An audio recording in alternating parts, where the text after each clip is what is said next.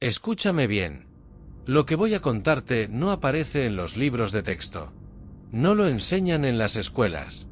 No lo mencionan en los documentales al uso.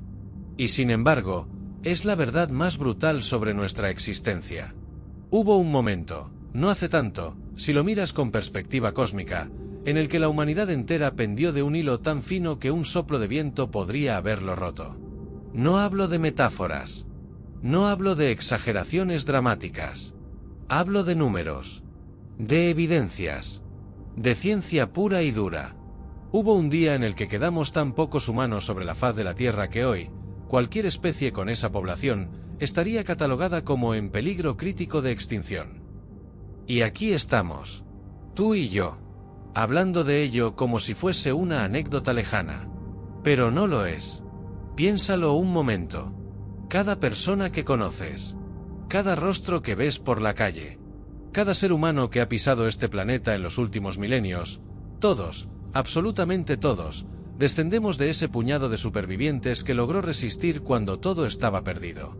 Somos hijos del desastre, herederos del caos, supervivientes de una catástrofe que casi nos borra del mapa. Y lo más inquietante de todo es que apenas lo recordamos. Ese episodio ha quedado enterrado bajo capas de tiempo, de civilización, de progreso aparente. Pero sigue ahí, latente, grabado en lo más profundo de nuestro ser. ¿Nunca te has preguntado por qué tenemos ciertos miedos irracionales? ¿Por qué reaccionamos de formas que no entendemos ante determinadas situaciones? ¿Por qué, en el fondo, siempre hay una parte de nosotros que espera lo peor? No es casualidad. Es herencia. Es memoria antigua. Nuestros antepasados miraron a la muerte a los ojos. Y la muerte pestañeó primero. Pero el precio que pagaron por esa victoria, ese precio lo seguimos arrastrando hoy. En nuestros genes. En nuestros instintos. En esa sombra que a veces sentimos sin saber de dónde viene. Lo que vas a escuchar a partir de ahora no es solo historia. Es el relato de cómo casi dejamos de existir. Y de lo que tuvimos que convertirnos para evitarlo. Prepárate. Porque una vez que conoces esta verdad, ya no hay vuelta atrás. Antes de que todo se derrumbase, había un mundo. Un mundo que no se parecía en nada al que conocemos. Sin ciudades. Sin fronteras. Sin la más mínima noción de lo que vendría después. Los humanos de entonces no eran tan distintos a nosotros. Tenían el mismo cerebro. Las mismas capacidades. Los mismos anhelos básicos que tú y yo sentimos cada día. Querían comer. Querían estar seguros. Querían ver crecer a sus hijos. Pero vivían en un equilibrio frágil. Un equilibrio que dependía de fuerzas que no controlaban ni comprendían. El clima. Los animales. Las estaciones. Todo estaba conectado en una danza delicada donde un solo paso en falso podía significar el desastre. Y ese paso en falso estaba a punto de llegar. Durante generaciones, los grupos humanos habían encontrado su lugar. Se movían con las manadas. Conocían los ciclos del agua y de la vegetación. Habían desarrollado herramientas rudimentarias pero eficaces. Sabían sobrevivir. O eso creían. Porque la supervivencia que conocían estaba basada en un mundo estable. En patrones predecibles. En una tierra que, aunque dura, al menos jugaba con reglas más o menos claras. Nadie podía imaginar que esas reglas estaban a punto de cambiar. Nadie podía prever que el planeta entero se prepararía para sacudirse de encima a casi todos sus habitantes humanos como quien se quita el polvo de la ropa. Los días transcurrían. Las noches pasaban. Los grupos seguían sus rutinas milenarias sin sospechar que el reloj de la extinción ya había comenzado su cuenta atrás. Había señales, claro. Siempre las hay. Inviernos que duraban más de lo normal. Veranos que no llegaban con la fuerza esperada. Animales que cambiaban sus rutas sin razón aparente. Fuentes de agua que se secaban donde nunca antes lo habían hecho. Pero los humanos de entonces no tenían forma de interpretar esas señales. No tenían registros históricos. No tenían ciencia. Solo tenían la experiencia de sus mayores y la esperanza de que todo volvería a la normalidad. No volvió. Aquella generación fue la última en conocer el mundo antiguo. La última en vivir sin la marca del desastre grabada en su memoria colectiva. Sus hijos nacerían en el caos. Sus nietos, si llegaban a existir, heredarían un planeta irreconocible. Y ellos, los que aún respiraban bajo aquel cielo aparentemente tranquilo, no tenían ni la más remota idea de lo que se avecinaba. El mundo estaba a punto de romperse. Y cuando lo hiciera, no habría lugar donde esconderse. La tormenta perfecta se gestaba en silencio. En las profundidades de la tierra. En los confines del cielo. En lugares donde ningún ojo humano podía mirar. Y cuando finalmente estallase, solo los más afortunados, o los más desesperados, vivirían para contarlo. Nadie lo vio venir. No hubo profetas. No hubo advertencias. No hubo tiempo para prepararse. Un día, la Tierra simplemente decidió que ya era suficiente. En algún lugar del planeta, algunos dicen que fue en lo que hoy conocemos como Indonesia, el suelo comenzó a temblar. Pero no era un temblor cualquiera. No era uno de esos sustos pasajeros que los humanos ya conocían. Era algo mucho más grande. Mucho más antiguo. Mucho más devastador. Un supervolcán despertó de su sueño de miles de años. Y cuando lo hizo, liberó una furia que ningún ser vivo había presenciado jamás. La explosión fue tan brutal que hoy los científicos la consideran una de las mayores catástrofes naturales de los últimos 2 millones de años. El volcán Toba, así lo llamamos ahora, vomitó tal cantidad de ceniza y roca que oscureció el cielo durante meses. Quizá durante años. Imagínalo. Un día te levantas y el sol no aparece. El siguiente tampoco. Ni el que viene después. Las plantas dejan de crecer. Los animales se empiezan a morir. El frío se instala como un huésped que no piensa marcharse. Y tú, con tu pequeño grupo de humanos aterrados, no tienes la menor idea de qué está pasando ni cuánto va a durar.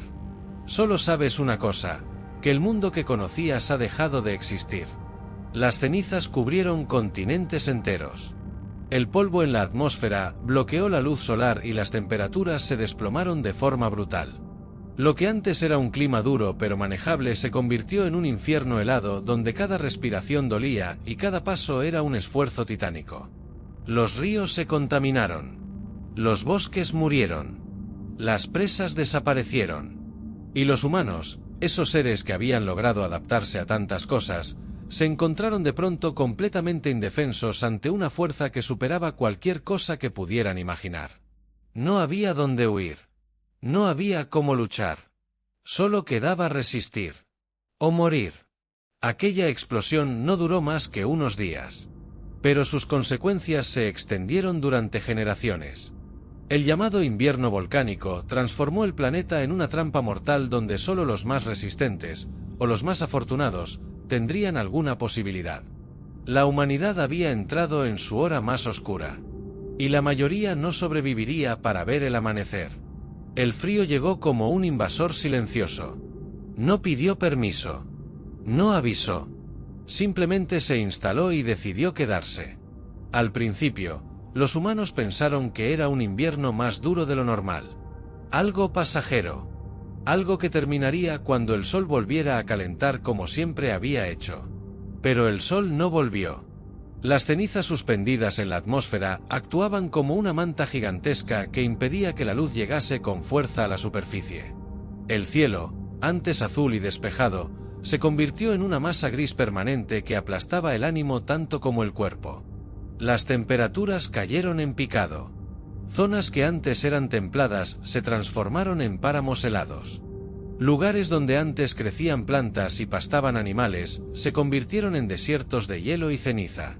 El agua se congeló. La tierra se endureció. La vida, tal como la conocían, simplemente se apagó. Y entonces llegó el hambre. Primero desaparecieron las plantas. Sin luz suficiente, la vegetación no podía crecer. Los frutos dejaron de madurar. Las raíces se pudrieron bajo el suelo congelado. Lo que antes era un recurso abundante se convirtió en un recuerdo lejano. Después cayeron los animales. Sin plantas que comer, los herbívoros empezaron a morir. Y sin herbívoros, los depredadores le siguieron poco después. Manadas enteras se desplomaron en cuestión de semanas. Los cadáveres se acumulaban sobre la nieve, congelados antes de que pudieran descomponerse. Los humanos observaban todo aquello con terror. Porque ellos dependían de ese ecosistema. Ellos eran parte de esa cadena que se estaba rompiendo eslabón a eslabón. Y no había nada que pudieran hacer para detenerlo. El hambre no es solo una sensación física. Es un monstruo que te devora por dentro. Que te roba la fuerza, el pensamiento, la voluntad. Que te convierte en una sombra de lo que eras. Que te obliga a hacer cosas que jamás habrías imaginado. Los grupos humanos empezaron a desesperarse. Algunos se lanzaron a buscar comida en territorios desconocidos, arriesgándolo todo por la posibilidad de encontrar algo que llevarse a la boca. Muchos no regresaron jamás. Otros se quedaron donde estaban, racionando lo poco que tenían, viendo cómo sus reservas menguaban día tras día mientras el frío seguía apretando sin piedad. Y algunos, no quiero ni pensarlo, pero la historia no miente, tomaron decisiones que hoy nos helarían la sangre. Porque cuando el hambre aprieta de verdad, cuando ves a los tuyos morir delante de ti, cuando no queda nada más, el ser humano es capaz de cualquier cosa. Aquel invierno no duró meses. Duró años. Quizá décadas.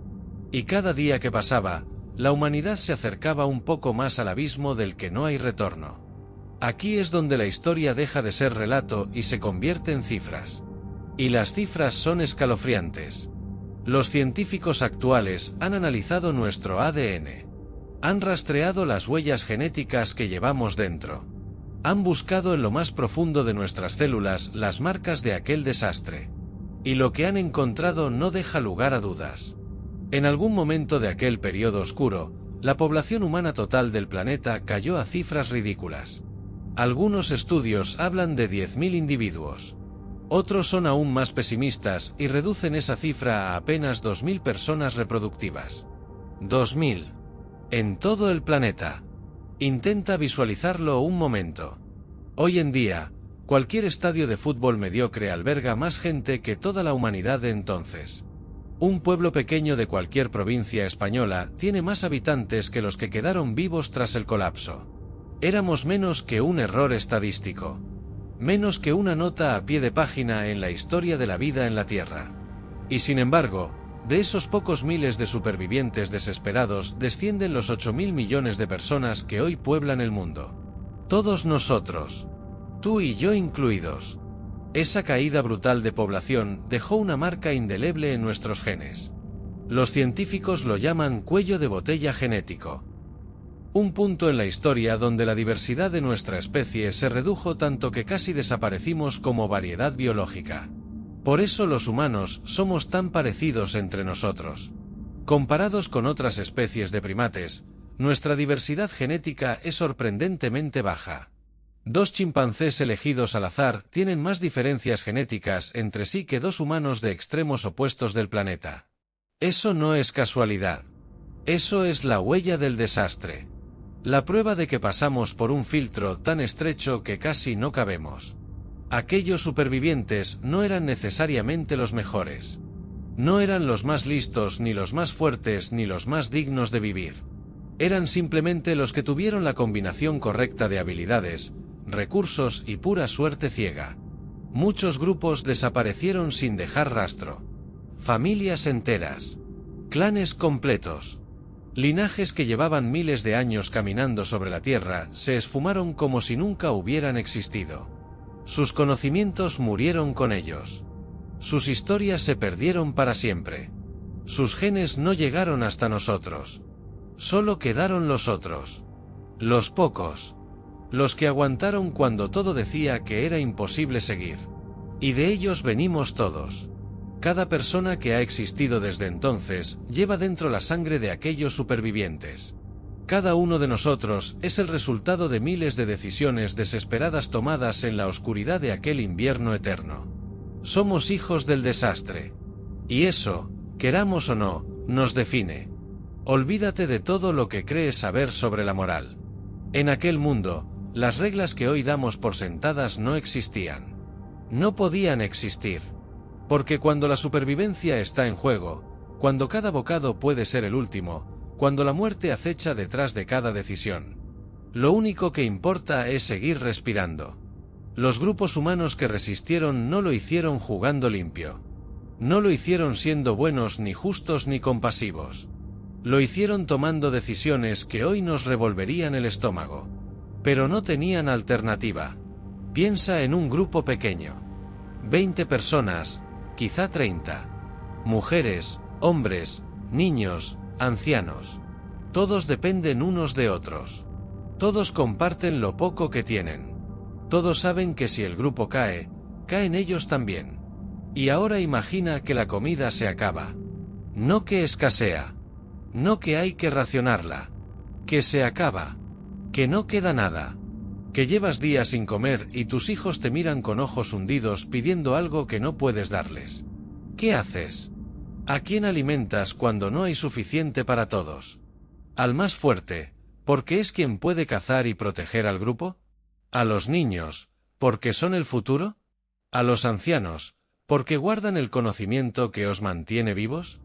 No hay respuesta correcta. Solo hay decisiones imposibles. Y aquellos humanos las tomaron. Una tras otra. Día tras día. Durante años que parecieron siglos. Algunos grupos abandonaron a sus miembros más débiles. No por crueldad, sino por pura matemática de supervivencia. Una boca menos que alimentar significaba unos días más de vida para los demás.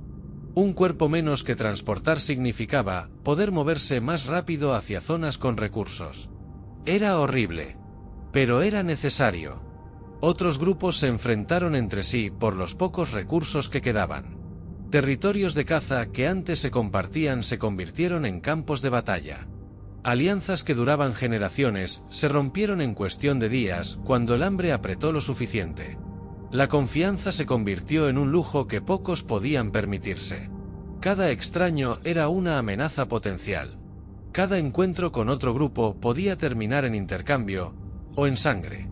Y luego estaban las decisiones más oscuras. Esas de las que nadie habla. Esas que los arqueólogos encuentran a veces en huesos marcados con herramientas de piedra. Esas que nos recuerdan que cuando todo falla, cuando no queda nada más, el ser humano es capaz de cruzar líneas que creíamos infranqueables. No los juzgo. No tengo derecho. Ninguno de nosotros lo tiene. Porque no sabemos qué habríamos hecho en su lugar. No sabemos de qué seríamos capaces si viéramos a nuestros hijos morir de hambre delante de nosotros. Ellos hicieron lo que tuvieron que hacer. Y gracias a eso, nosotros estamos aquí. No todos pudieron seguir. Esta es la parte que más duele contar. La que preferimos olvidar. La que nos recuerda que la supervivencia siempre tiene un precio. Y ese precio lo pagan los que no llegan. En aquellos tiempos oscuros, quedarse atrás significaba morir. No había hospitales. No había rescates. No había segundas oportunidades. Si no podías seguir el ritmo del grupo, si no podías aportar más de lo que consumías, si te convertías en una carga, te quedabas atrás. Y quedarse atrás era una sentencia de muerte. Imagina a una madre sosteniendo a su hijo enfermo. El grupo debe moverse. Han encontrado rastros de animales a varios días de marcha. Es la primera oportunidad real de comer en semanas. Pero el niño tiene fiebre. No puede caminar. Ralentiza a todos. ¿Qué hace la madre? ¿Abandona al grupo y se queda con su hijo, condenándose ambos? ¿Deja al niño y sigue adelante, cargando con esa culpa el resto de su vida? ¿Ruega al grupo que espere, arriesgando que todos mueran por un solo individuo? No hay respuesta buena. Solo hay dolor. Los ancianos lo sabían mejor que nadie. Muchos de ellos, cuando sentían que sus fuerzas flaqueaban, cuando notaban que cada día costaba más seguir el ritmo, tomaban una decisión silenciosa. Se quedaban atrás voluntariamente. Sin dramas. Sin despedidas largas. Simplemente dejaban de caminar y se sentaban a esperar el final. Algunos lo hacían de noche, mientras los demás dormían, para evitar discusiones. Otros lo anunciaban con dignidad, liberando al grupo de la culpa de abandonarles. Era un sacrificio. El último regalo que podían ofrecer a los suyos. Sus cuerpos se quedaban en la nieve, en las cuevas, en los rincones olvidados de un mundo que ya no les quería. Nadie volvía a buscarlos. Nadie podía permitirse ese lujo. Había que seguir adelante. Siempre adelante. Y luego estaban los niños que no nacieron. En épocas de escasez extrema, traer una nueva vida al mundo no era una bendición. Era una condena. Un bebé significaba una boca más que alimentar, una madre debilitada durante meses, un riesgo enorme para la supervivencia del grupo. Muchas mujeres perdieron sus embarazos por el estrés y la desnutrición. Otras prefirieron no llevarlos a término. No por falta de amor. Al contrario. Precisamente porque sabían que ese niño no tendría ninguna oportunidad en aquel infierno. Precisamente porque amaban demasiado como para ver sufrir a un inocente. Cada superviviente cargaba con fantasmas. Rostros de los que se quedaron atrás. Nombres que ya nadie pronunciaba. Recuerdos que dolían demasiado como para revivirlos, pero que era imposible olvidar. Esa carga viajó con ellos. Y de algún modo, sigue viajando con nosotros. En medio de tanta oscuridad, había una luz. Pequeña. Frágil. Temblorosa. Pero suficiente para mantenerse vivos. El fuego. No hablo solo de las llamas que calentaban los cuerpos entumecidos. Hablo de algo más profundo. Más esencial. Ese fuego interior que distingue al ser humano de cualquier otra criatura que haya pisado este planeta. La voluntad de seguir cuando todo dice que es imposible. Porque si algo demostró aquella catástrofe, es que los humanos somos increíblemente difíciles de matar. No por nuestra fuerza física, que es más bien mediocre comparada con otros animales. No por nuestra velocidad, ni por nuestras garras, ni por nuestro veneno. Sino por algo que no se puede medir ni tocar. La obstinación. La negativa absoluta a rendirnos. Aquellos supervivientes no tenían ninguna razón lógica para seguir adelante. Los números estaban en su contra. Las probabilidades eran ridículas. Cualquier análisis frío de la situación habría concluido que estaban condenados. Pero ellos no hacían análisis fríos. Ellos simplemente se negaban a morir. Cada mañana, cuando el frío cortaba la piel y el hambre retorcía las tripas, se levantaban. Cada noche, cuando la oscuridad traía el miedo y los sonidos del mundo hostil, encontraban fuerzas para montar guardia. Cada vez que la muerte se acercaba demasiado, la miraban a los ojos y le decían que no. Todavía no. Hoy no. Y en ese rechazo había algo casi milagroso. Porque el fuego real, el de las llamas y el calor, también jugó su papel. Los grupos que lograron mantener sus hogueras encendidas tuvieron más posibilidades de sobrevivir. El fuego calentaba. El fuego ahuyentaba a los depredadores. El fuego permitía cocinar lo poco que encontraban. Pero sobre todo, el fuego unía. Alrededor de las llamas, los supervivientes compartían algo más que calor corporal. Compartían historias. Compartían miedos. Compartían esa extraña sensación de estar juntos contra el mundo entero. El fuego era el centro del grupo. El corazón que latía cuando todo lo demás se había detenido. Perder el fuego significaba perder mucho más que una fuente de calor. Significaba perder la esperanza. Perder el punto de reunión. Perder ese símbolo que decía que todavía había algo por lo que luchar. Por eso lo protegían con sus vidas. Por eso había personas cuya única tarea era mantener las brasas vivas, transportarlas de un campamento a otro, asegurarse de que nunca, jamás, se apagasen del todo. Eran los guardianes de la llama. Los que cargaban con la responsabilidad más importante de todas. Y gracias a ellos, el fuego sobrevivió. Igual que nosotros. Nadie sabe exactamente cuándo ocurrió. No hubo un momento dramático. No hubo fanfarrias ni celebraciones. No hubo un día concreto en el que alguien dijera, se acabó, hemos sobrevivido. Fue algo gradual. Tan lento que los que lo vivieron probablemente ni siquiera se dieron cuenta. Un día, el cielo pareció un poco menos gris. Una mañana, el frío apretó un poco menos. Una tarde, alguien encontró una planta creciendo donde antes solo había ceniza y hielo. Señales pequeñas, casi insignificantes, pero señales al fin y al cabo. La tierra estaba empezando a recuperarse. Las cenizas que habían oscurecido la atmósfera durante años comenzaban a asentarse. El polvo volcánico que había bloqueado el sol poco a poco iba cayendo de vuelta al suelo. La luz, esa luz que habían olvidado cómo era, empezaba a filtrarse de nuevo. Y con la luz, volvió la vida. Primero fueron los musgos y los líquenes. Esas formas de vida primitivas que resisten casi cualquier cosa. Manchas verdes en medio de la desolación que anunciaban que el planeta no había muerto del todo. Después vinieron las hierbas. Los arbustos. Los primeros brotes tímidos de árboles que tardarían generaciones en alcanzar su tamaño completo. Y con las plantas, regresaron los animales. Los pocos que habían sobrevivido en refugios aislados, en valles protegidos, en rincones del mundo donde el desastre había golpeado con menos fuerza. Salieron de sus escondites y comenzaron a repoblar un planeta que parecía nuevo.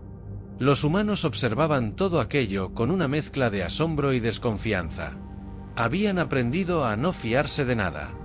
Habían aprendido que cada esperanza podía convertirse en decepción. Habían aprendido que el mundo era un lugar cruel que no hacía promesas. Pero aún así, algo empezó a cambiar en ellos. Los grupos que habían estado aislados durante años comenzaron a encontrarse de nuevo. Despacio. Con cautela.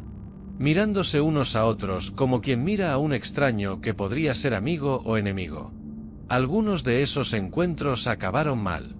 La desconfianza estaba demasiado arraigada. El miedo a perder lo poco que tenían era demasiado fuerte. Las viejas heridas de traiciones pasadas no habían cicatrizado. Pero otros encuentros fueron diferentes. Otros encuentros trajeron intercambios. Conocimientos compartidos. Alianzas que se forjaron sobre la base de la necesidad mutua. Familias que se mezclaron trayendo sangre nueva a grupos que llevaban demasiado tiempo aislados. La humanidad estaba empezando a recomponerse. Fragmento a fragmento. Superviviente a superviviente. El sol volvía a brillar. Y aunque el mundo nunca volvería a ser el mismo, aunque las cicatrices permanecerían para siempre, había futuro. Por primera vez en mucho tiempo, había futuro. El invierno eterno terminó. Pero sus marcas no desaparecieron. Nunca lo harían. Los supervivientes salieron de aquella pesadilla convertidos en algo diferente. No eran los mismos humanos que habían entrado en la oscuridad generaciones atrás. El desastre los había moldeado. Los había transformado. Los había roto y reconstruido de una forma que ya no tenía vuelta atrás. Y esas transformaciones viajaron en su sangre. Hasta nosotros. Los científicos actuales han encontrado rastros de aquel trauma en nuestro código genético. Mutaciones que se extendieron por toda la población porque los pocos que las portaban fueron los únicos que sobrevivieron. Características que antes eran raras y que ahora todos compartimos porque venimos de ese puñado diminuto de ancestros. Pero las cicatrices más profundas no están en los genes. Están en algo más difícil de medir. Están en la forma en que reaccionamos ante el peligro. En ese instinto que nos hace acumular más de lo que necesitamos. En esa ansiedad que nos invade cuando los recursos escasean. En ese miedo irracional a quedarnos solos, abandonados, sin nadie que nos proteja. No son defectos. Son adaptaciones. Son herramientas de supervivencia que nuestros ancestros desarrollaron para resistir el infierno. Mecanismos que funcionaban perfectamente en un mundo donde cada día podía ser el último. Respuestas automáticas ante amenazas que ya no existen pero que nuestro cerebro sigue esperando. El miedo a la oscuridad que sienten los niños no es casual. La ansiedad ante lo desconocido no es un fallo del sistema. La necesidad de pertenecer a un grupo, de sentirnos aceptados, de no quedarnos fuera, todo eso viene de allí. de aquel tiempo en que estar solo significaba estar muerto. A veces me pregunto si somos conscientes de cuánto nos condiciona ese pasado. Vivimos en ciudades iluminadas, con supermercados llenos y calefacción en invierno. Tenemos más seguridad y abundancia que cualquier generación anterior. Y sin embargo, seguimos sintiendo ese vacío, esa inquietud, esa sensación de que algo malo está a punto de pasar. Es el eco de aquellos tiempos. La voz de nuestros ancestros susurrándonos al oído que no bajemos la guardia. Que el desastre puede volver. Que la seguridad es una ilusión. Y en cierto modo, tienen razón. Porque si algo demuestra esta historia, es que nada está garantizado. Que nuestra especie puede pasar de dominar el mundo a rozar la extinción en un abrir y cerrar de ojos. Que la naturaleza no nos debe nada, y puede cobrarse su deuda cuando menos lo esperemos. Somos supervivientes. Hijos de supervivientes. Y esa verdad nos define más de lo que queremos admitir. El bloque 1 termina aquí. Pero la historia no ha hecho más que empezar. Porque lo que viene después es aún más perturbador. Sobrevivimos. Pero no salimos intactos. Eso es lo que nadie cuenta. Eso es lo que los libros de historia prefieren ignorar. Que la victoria contra la extinción tuvo un coste. Un coste que seguimos pagando cada día sin saberlo. Porque cuando atraviesas el infierno atraviesa también algo dentro de ti. Los humanos que emergieron de aquel desastre eran criaturas distintas. No físicamente, no de forma visible.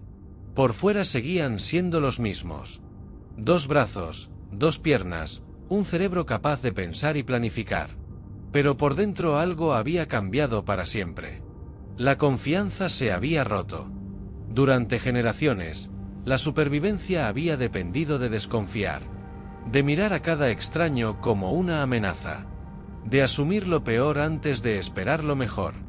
Los grupos que habían sido demasiado confiados, demasiado abiertos, demasiado generosos, esos grupos habían desaparecido. Solo quedaron los cautelosos. Los suspicaces. Los que nunca bajaban la guardia del todo.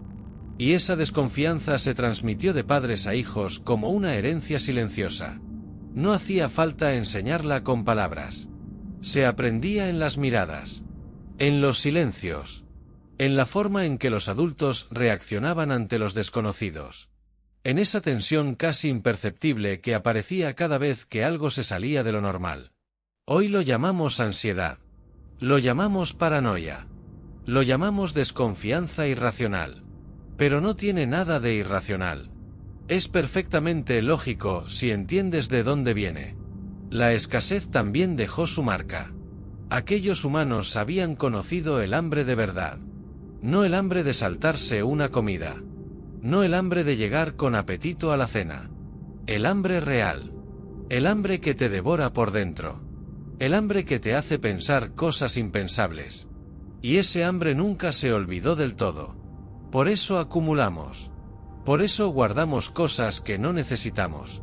Por eso sentimos esa urgencia de tener más, siempre más, aunque tengamos de sobra. Porque en algún rincón primitivo de nuestro cerebro, una voz antigua nos susurra que mañana podría no haber nada. Que más vale prevenir. Que más vale tener reservas. Que más vale no confiar en que la abundancia dure. Esos supervivientes nos dieron la vida. Pero también nos dieron sus miedos. Y separar lo uno de lo otro es imposible. Porque somos ellos. Su sangre corre por nuestras venas. Sus traumas laten en nuestro corazón. Y hasta que no entendamos eso, hasta que no miremos de frente a ese pasado oscuro, seguiremos siendo prisioneros de fantasmas que ni siquiera sabemos que existen. Tu cuerpo recuerda lo que tu mente ha olvidado. Cada célula, cada fibra, cada rincón de tu organismo guarda información de aquel desastre. No en forma de recuerdos conscientes. No en forma de imágenes o palabras. Sino en algo mucho más profundo. En la forma en que reaccionas. En la forma en que sientes. En la forma en que tu cuerpo responde ante el mundo sin pedirte permiso. ¿Alguna vez has sentido un miedo inexplicable? ¿Una angustia que aparece de la nada, sin motivo aparente? ¿Una sensación de peligro cuando todo a tu alrededor está perfectamente tranquilo? No estás loco. No es tu imaginación. Es tu cuerpo hablándote en un idioma que ya no entendemos. El sistema nervioso humano se forjó en aquellos tiempos de crisis. Se diseñó para un mundo donde el peligro era constante y la relajación podía significar la muerte. Cada reflejo, cada respuesta automática, cada mecanismo de alerta que llevamos dentro fue afinado durante generaciones de supervivencia extrema. Y esos mecanismos siguen activos. El corazón que se acelera sin razón aparente. Las manos que sudan antes de una situación social. El estómago que se cierra cuando algo nos preocupa. El insomnio que llega cuando deberíamos estar descansando. Nada de eso es un error del sistema. Todo eso es el sistema funcionando exactamente como fue diseñado. El problema es que el mundo ha cambiado, pero nuestro cuerpo no se ha enterado. Seguimos equipados para sobrevivir en la sabana, para huir de depredadores, para reaccionar ante amenazas físicas inmediatas. Nuestro organismo no distingue entre un león que nos acecha y un correo electrónico desagradable del jefe. Para él, el estrés es estrés. El peligro es peligro. Y responde en consecuencia. Adrenalina, cortisol, tensión muscular, respiración acelerada. Todo el arsenal de supervivencia desplegándose ante amenazas que no requieren ese nivel de respuesta. Es agotador. Vivimos en estado de alerta permanente por peligros que ya no existen. Nuestros ancestros habrían matado por tener nuestros problemas. Por preocuparse de facturas en lugar de depredadores. Por estresarse con el tráfico en lugar de con el hambre. Por tener la angustia de no llegar a fin de mes en lugar de no llegar al día siguiente. Y sin embargo, aquí estamos. Con toda la seguridad del mundo moderno. Y con un cuerpo que sigue preparado para el apocalipsis. Esa es la paradoja que arrastramos. Esa es la herencia que no pedimos pero que nos define. Un cuerpo diseñado para el desastre viviendo en un mundo que, comparativamente, es un paraíso. Y la desconexión entre ambas cosas nos está volviendo locos. Comemos aunque no tengamos hambre. Acumulamos aunque no nos falte nada. Guardamos cosas que jamás usaremos. Y no sabemos por qué. O mejor dicho, no sabíamos. Porque ahora, después de todo lo que hemos contado, la respuesta empieza a cobrar sentido. Ese impulso irracional de tener más, de almacenar, de no soltar nunca lo que tenemos por si acaso. Viene de allí. De aquel tiempo en que no tener significaba morir. Nuestros ancestros conocieron la escasez absoluta.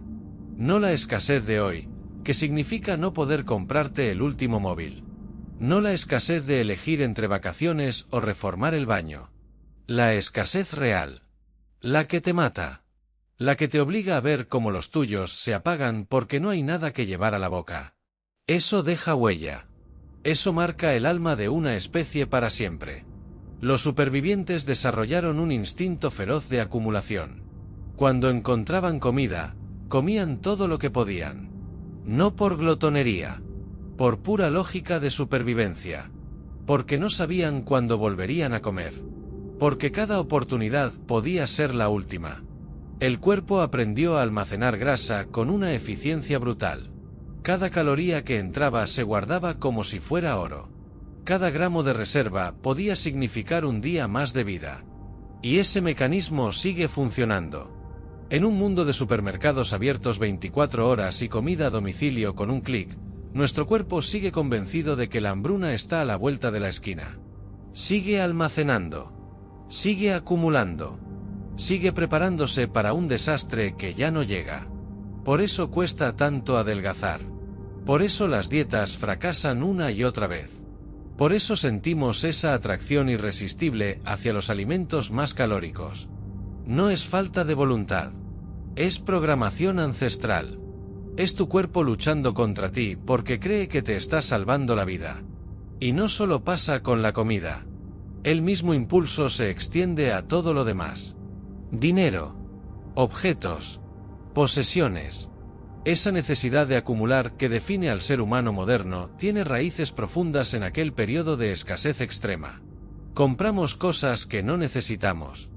Guardamos trastos que no volveremos a usar. Llenamos armarios, trasteros, vidas enteras con objetos que solo nos dan una cosa: la ilusión de seguridad. La sensación de que si viene el desastre, estaremos preparados. De que si todo se derrumba, tendremos reservas. De que no volveremos a pasar hambre. Nunca más. Es irracional en el mundo actual. Pero fue lo único que mantuvo vivos a nuestros ancestros. Y esa contradicción nos persigue cada día. Hay un terror que todos compartimos. Un miedo tan profundo que a veces ni siquiera somos capaces de nombrarlo. Está ahí, agazapado en el fondo de nuestra mente, esperando el momento de saltar. Un miedo que no tiene nada que ver con monstruos ni con peligros físicos. El miedo a ser abandonados. El miedo a quedarnos solos. Piénsalo un momento. ¿Por qué nos duele tanto el rechazo? ¿Por qué una ruptura sentimental puede destrozarnos durante meses? ¿Por qué la exclusión social duele casi como una herida física? ¿Por qué hacemos cosas que no queremos hacer solo por encajar en un grupo?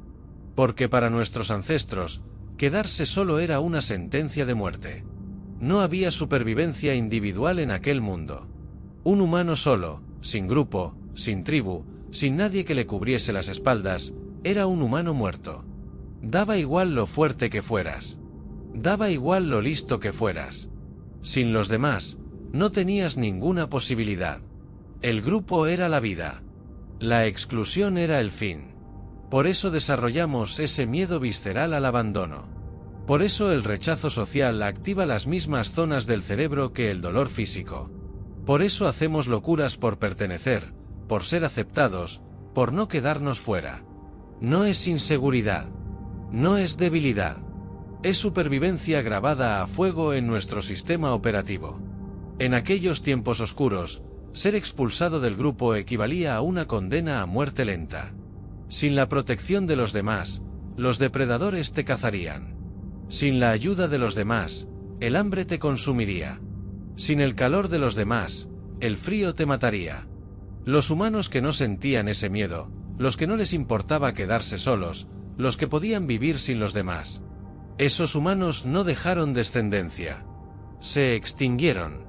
Solo quedamos los que sentíamos ese terror. Los que harían cualquier cosa por no ser abandonados. Los que priorizaban la pertenencia al grupo por encima de casi todo lo demás. Y aquí estamos. Miles de años después. En ciudades llenas de gente. Con redes sociales que nos conectan al mundo entero. Y aún así, sintiéndonos solos. Aún así, aterrados de que nos rechacen.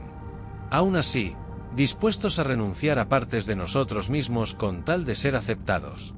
El grupo ya no es necesario para sobrevivir físicamente. Pero nuestro cerebro no lo sabe. Y sigue actuando como si cada rechazo fuera una condena a muerte. No confíes en nadie. Esa frase la hemos escuchado 1000 veces. En películas. En consejos de padres a hijos. En conversaciones entre amigos que han sufrido traiciones. Parece un mantra moderno, una lección aprendida a base de golpes en la vida adulta. Pero es mucho más antigua de lo que crees. Esa desconfianza la llevamos en la sangre. Viene de aquel tiempo en que confiar en el extraño equivocado significaba perderlo todo. Cuando un grupo desconocido se acercaba, no había forma de saber sus intenciones. Podían venir a comerciar, a intercambiar conocimientos, a buscar alianzas. O podían venir a quitarte lo poco que tenías. La comida que habías conseguido con tanto esfuerzo. Las herramientas que te mantenían vivo. Las mujeres de tu grupo. La vida misma. En aquel mundo no existían las leyes. No había policía. No había tribunales.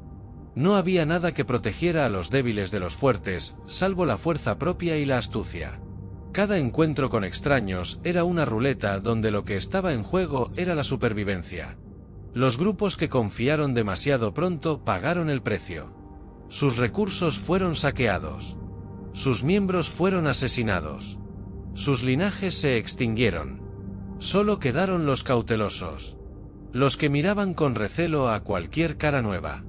Los que mantenían las distancias hasta estar seguros. los que nunca mostraban todas sus cartas. Y esa cautela se transmitió generación tras generación. No hacía falta explicarla con palabras. Se absorbía en el ambiente. En la tensión de los adultos cuando aparecía alguien desconocido. En las miradas de advertencia. En los silencios cargados de significado. Hoy vivimos en sociedades donde la cooperación con extraños es la norma. Compramos a desconocidos. Trabajamos con personas que acabamos de conocer. Subimos a aviones pilotados por gente que jamás hemos visto. Confiamos nuestra salud a médicos que no conocemos de nada. Y sin embargo, el recelo sigue ahí. Esa vocecita interior que nos dice que tengamos cuidado. Esa sensación de que algo no cuadra cuando las cosas parecen demasiado buenas. Esa dificultad para abrirnos del todo, para mostrarnos vulnerables, para confiar plenamente en alguien. No es que seamos personas dañadas. No es que hayamos tenido malas experiencias.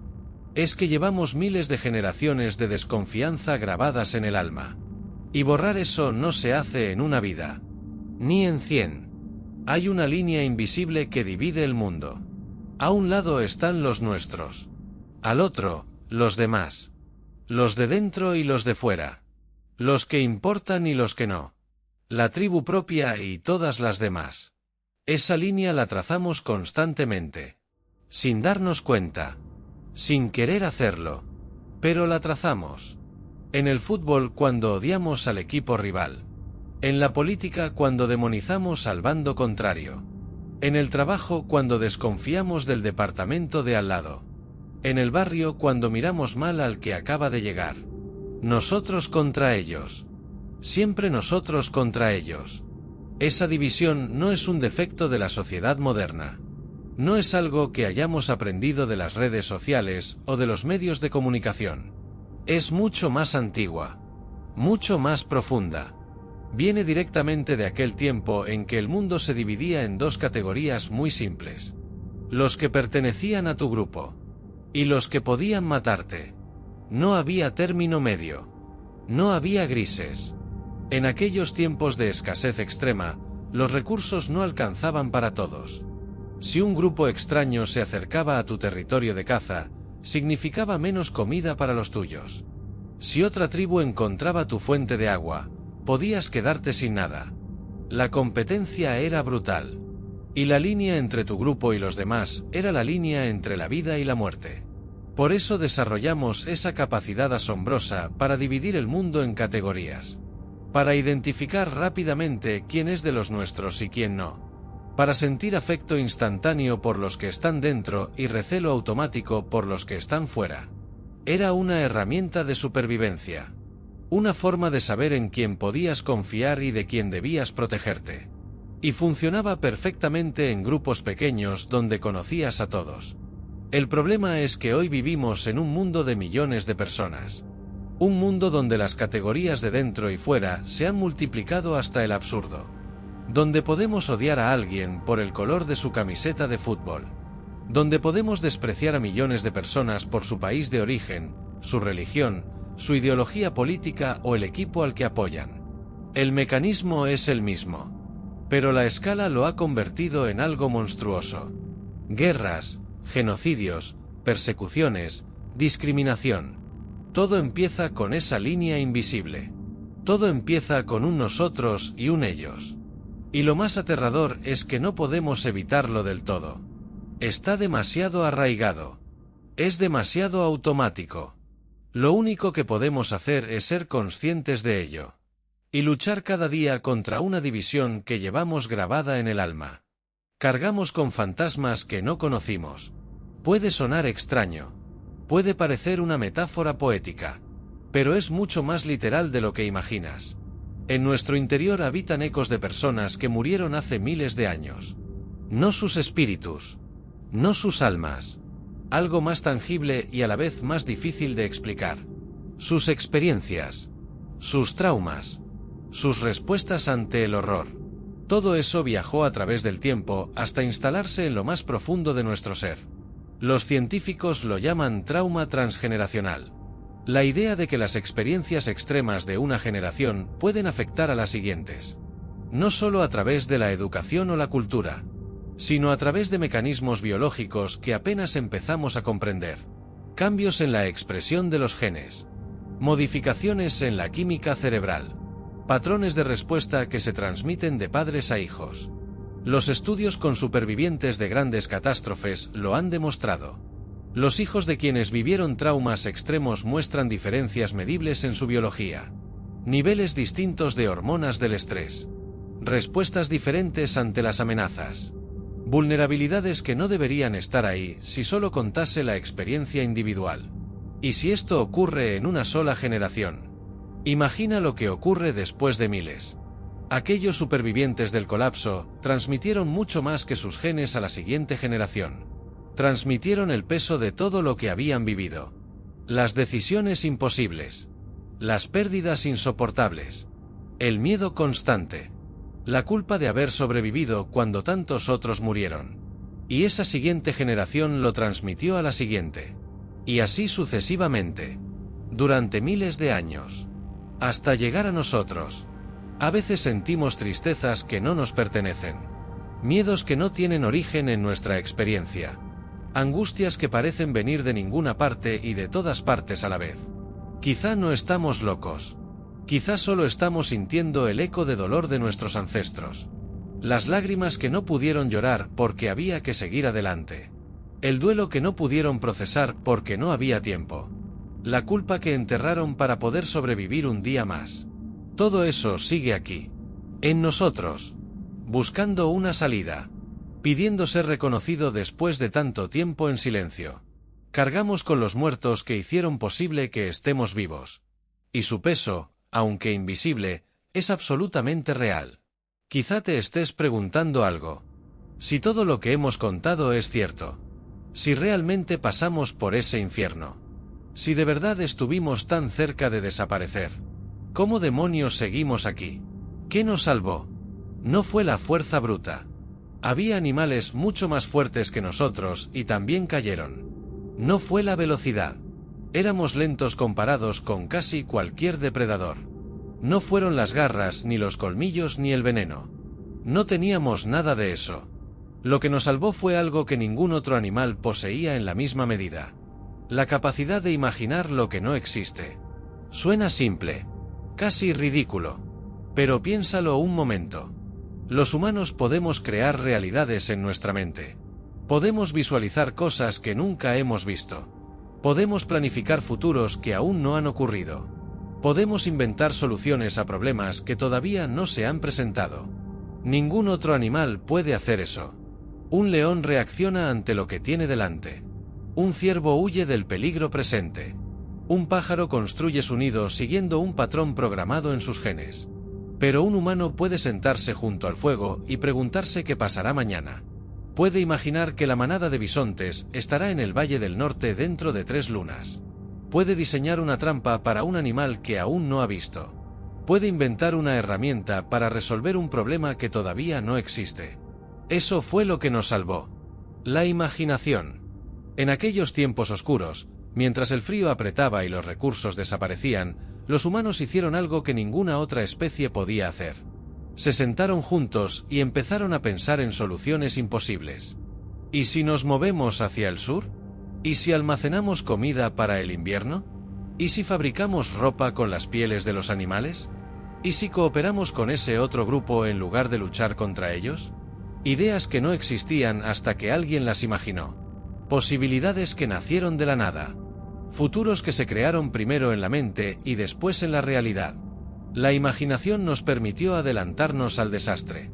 Nos permitió prepararnos para lo que venía.